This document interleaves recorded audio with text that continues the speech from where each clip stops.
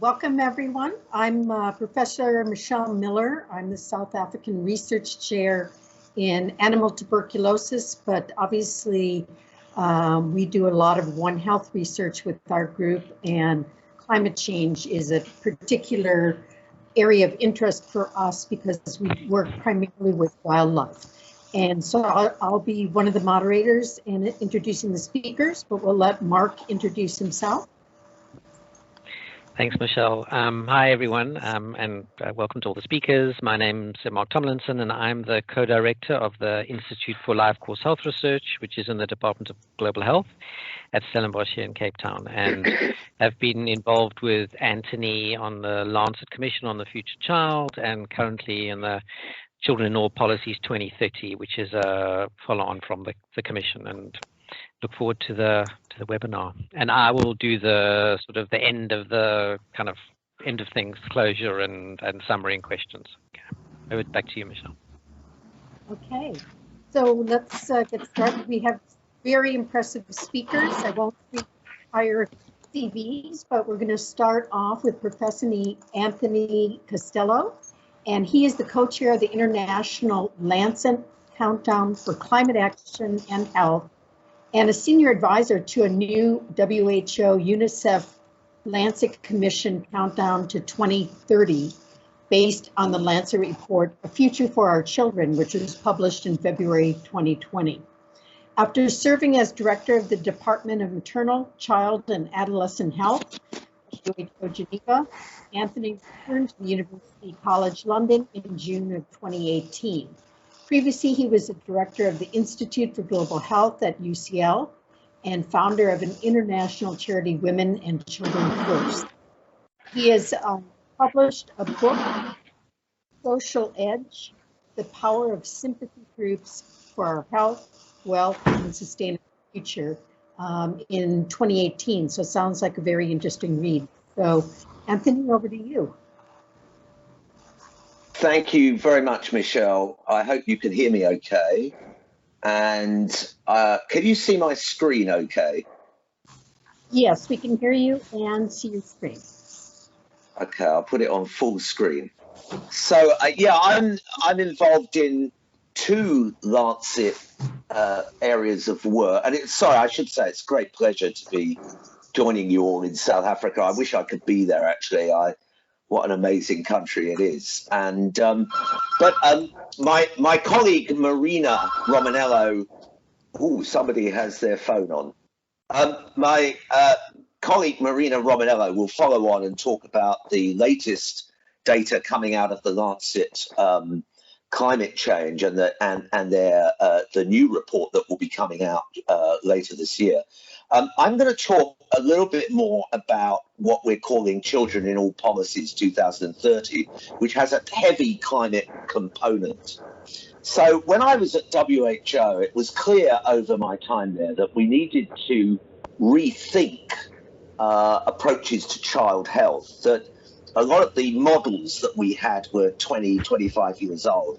And we set up two processes. One was what was called Child Health Redesign, which was to redesign some of the materials that had been formulated in the 1990s to readjust them to the new epidemiology of child health in many countries, which was now rather different than 25 years ago. Although there were the same old problems of malaria, pneumonia, diarrhea, there are a heap of new problems relating to environmental pollution, malnutrition, double burden of malnutrition, maltreatment, and the like.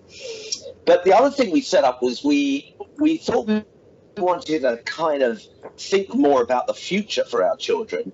And we decided to have a separate commission with the Lancet, with UNICEF, with WHO, to think about what the future of our children meant and what the big challenges were. And we asked Helen Clark, the former Prime Minister of New Zealand, and Awa Cole Sek, who is the Minister, or was the Minister of Health and is now Minister of State for Senegal. And the report we came up with eventually after 3 years of, 2.5 years of intensive discussion with more than 40 commissioners drawn from all over the world, was called A Future for Our Children ? And that came out a year ago. You can download that report from the Lancet. And since that time, we've come up with, we've managed to attract some funding from the Children's Investment Foundation. And we've set up something which we're now calling CAP 2030, Children in All Policies. So this was the commission. It's a science-led, multidisciplinary, international collaboration. This was at, I think, the first meeting, or no, this was the second meeting in Beirut. The first meeting was in Dakar, Senegal. And we were very lucky to have our two. Sorry, Anthony, can I just interrupt you? I don't know if everyone else, but I can only see, I can't see your full screen. I don't know if that's true for everyone else. So it's quite small, but I don't know if it's just my problem. I don't know if others have the same. No, that's true. You put it on flight format. Is that better? Still, no. So, I mean, I can see it. I just was hoping. I mean, it's still a bit small for me, but perhaps it's just me. But yeah, I can still see it though. But so go ahead. Sorry, Anthony. No, but I am a bit worried. Anthony, I think your slides were not passing either. So there might be something odd with how. Hang on. Yeah, let's go up to there. I think it's sometimes when you use the play function. Let's get rid of that inspector. Hide inspector. Is that better?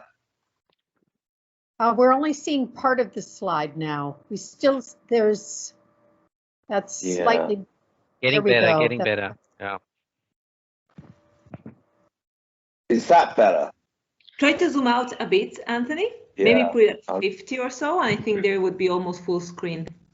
That's where I'm at 50 now. Is that better? Yes. Mark.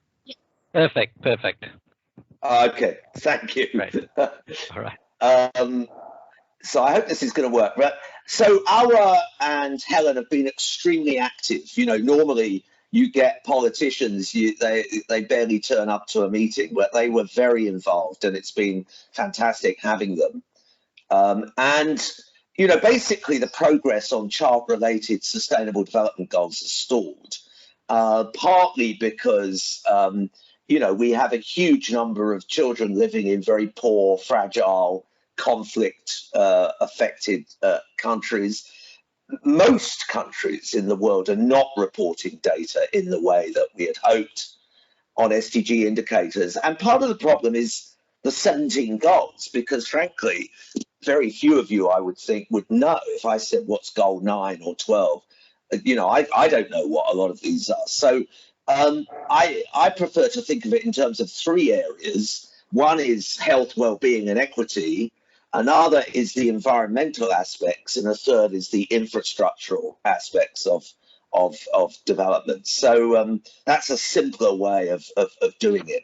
Now, we know from WHO reports and many others that environmental exposures start in the womb, have effects throughout life, and many, you know, literally millions of deaths of children are linked to environmental causes, air pollution, contaminated water, all kinds of factors. And we know that the first 1,000 days are of special sensitivity, that human brain development is very dependent upon what happens in utero, in infancy particularly, but really all through childhood, and that this is something that we need to pay serious attention to. And James Heckman, who's shown here, was an economist who won the Nobel Prize, largely for his work looking at how the investment returns that you get on investing in childhood, and particularly in prenatal and early childhood, are huge. And of course, this was necessary to bring it to the attention of politicians and major development banks and the like. Now, look, we know that you need health in every sector, and you certainly need children to be addressed in every sector. So road injury, the leading cause of death for young people. Agriculture, it goes without saying that subsidies, trade rules, food policies, very relevant to child nutrition. urban planning. You know, we're more and more an urban population around the world, play spaces, air pollution, which can have catastrophic effects, not just on children as children, but children when they grow up in terms of cardiovascular disease and the like. And of course, family services, violence against children. I was watching on BBC last week, actually, a marvelous documentary, if you can get it, led by Ian Wright, the former Arsenal football player who came from an abusive household, and talking about the lifelong effects that's had on him. And it was a very interesting and moving documentary. Helen Clark was very strong on housing. She said, look, you know, 40% of children in the world living in formal settlements, that is a bad start to get, you know, the insecurity, the overcrowding, etc. And we all know about education and how liberating that is for all children, increasing their social competence and well-being. So our commission came up with 5 major issues. The first was to put children and women at the center of the SDGs. And by that, we don't mean tokenistically. We need to get it into cabinets, into the very heart of government. So, you know, our COSEC said she'd spent 10 years, and it took her 10 years to persuade the cabinet of Senegal that actually investing in children is what all the best, most successful countries have done. And that by investing in early childhood development, you get massive returns in terms of your economy. And I won't go into this, but in the report, you'll find a lot on benefit cost ratios, very high returns on dollars invested in health, in the environment, in education, adolescence, and the like. The second thing doesn't sound sexy at all. It's multi-sectoral action. And those of us in development talk a lot about this, but it's a very opaque phrase. And, you know, how can you work between education and health and transport? Are ministries the right place to do it, or is it better to do it at more local level where people know one another? And how can you involve women and children in the decisions about their locality and about their own future, about their own environment? And this is something that I'll come back to and we'll talk about during today's session. The central role of climate is absolutely critical. There's no sense working towards children's health today if we're poisoning their future atmosphere, which we are. And we've got to stop greenhouse gas emissions. We've known about this for 30 years. We've been very slow to act, and we hope that in the next, particularly in this year of COP26, the big meetings going on right now, and the awareness from the pandemic that we're all in this together, and that collective action on climate is the duty of everyone who cares about the future. And all of us should feel that way. You know, it's taken a schoolgirl, Greta Thunberg, to, you know, tell us that our house is on fire. That's a picture from Australia that was on the front page of the Lancet Commission report, where wildfires have forced people back onto the beaches, a very dramatic illustration of climate impacts. But we attempted a new scale by measuring how far children were flourishing using SDG indicators on mortality, on nutrition, on education and the like, but comparing that with the countries where their excess carbon dioxide emissions relative to 2030 targets were ranked. And no country did well on both. You can see here that the wealthy countries at the top were doing well on the Child Flourishing Index on the x-axis, but none of them were doing well on the y-axis, or the red color, which reflects the extent to which they were exceeding their carbon dioxide emissions, which were going to poison the future for our children. Whereas many of the poor countries in, say, sub-Saharan Africa were doing very badly on child flourishing, but they were doing well on emissions. And so we're all in this together, but we have to come at it from different angles. Finally, we were very concerned about the dramatic changes in commercial marketing targeting children.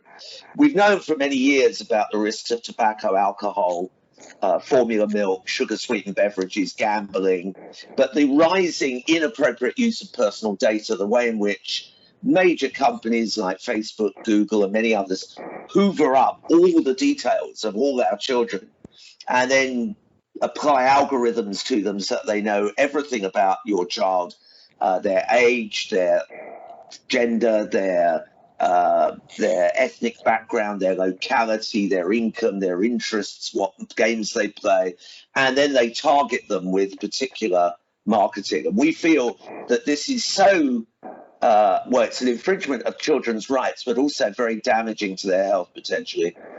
And so we want to add an optional protocol to the UN Convention on the Rights of the Child, which would enable national lawyers to become active in a campaign to ensure that we could protect children from this. And there's a lot of interesting stuff going on right now, battles between Apple and Facebook, moves in the United States to bring things under regulation, a bit like in the European Union.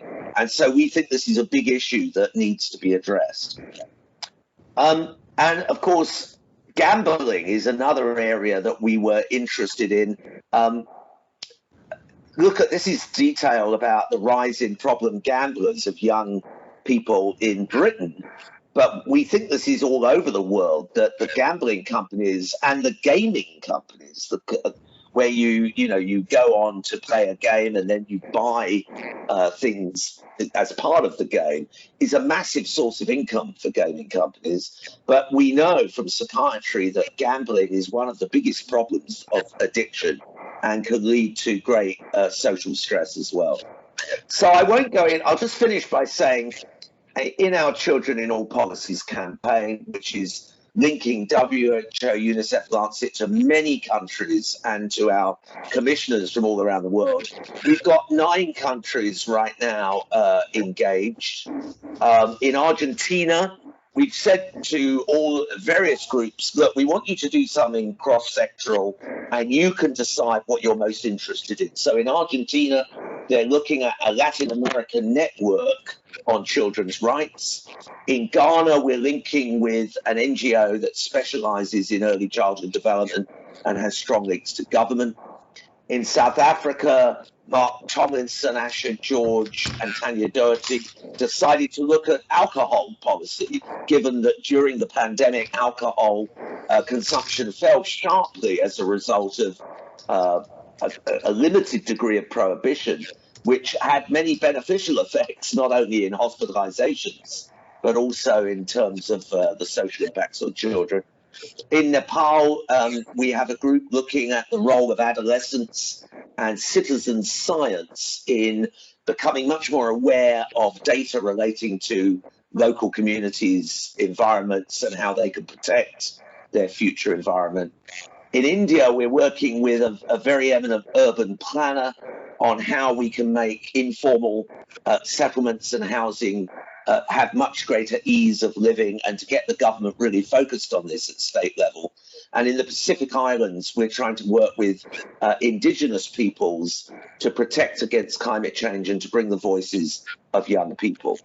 And we also have some really early development projects relating to mental health and social protection and early childhood development in France and Senegal.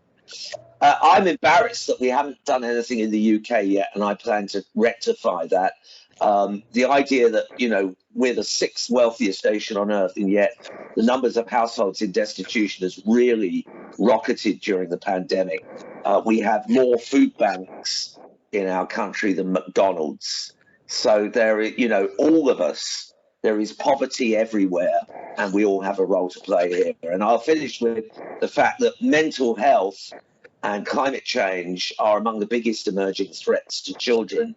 And we need to be aware of this and to be taking action and adding our voices to the various campaigns to stop it. So I'm going to stop there and hand over, I hope, to Marina. I'll go back to our chairs and be very happy to answer any questions that you have later. Thanks very much.